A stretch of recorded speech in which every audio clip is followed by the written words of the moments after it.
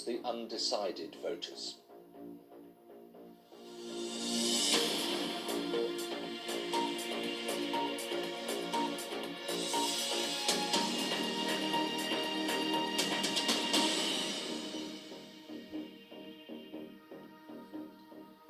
Hello, and thanks very much indeed for joining us here on BBC News. We learned one thing from that debate: American politicians can be civilised to one another. Mike Pence and Kamala Harris did their best to make this vice presidential debate a relatively calm affair after the previous rancorous performance of Donald Trump and Joe Biden. Now, early exchanges were dominated by the coronavirus crisis, and of course the debate has taken on added significance since Mr. Trump contracted the virus itself. Senator Harris said that the Trump administration's response to the pandemic had been the greatest failure in presidential history.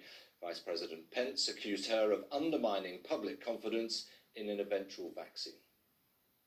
Well, the American people have witnessed what is the greatest failure of any presidential administration in the history of our country.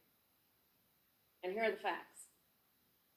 210,000 dead people in our country in just the last several months.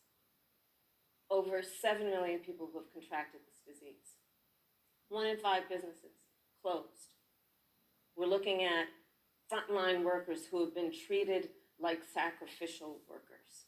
Vice President Pence, you were in the front row in a Rose Garden event 11 days ago, what seems to have been a super spreader event for senior administration and congressional officials. No social distancing, few masks, and now a cluster of coronavirus cases among those who were there.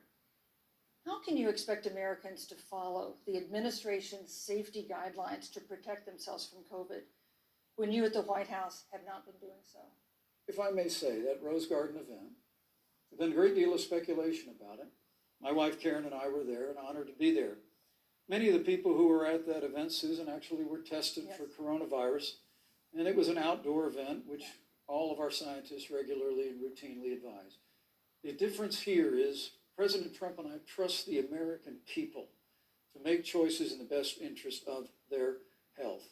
Joe Biden and Kamala Harris consistently talk about mandates, and not just mandates with the coronavirus, but a government takeover of health care, Thank you, the Green New Deal, all government control. We're about freedom and respecting the freedom of the American people. Let's talk about respecting the American people.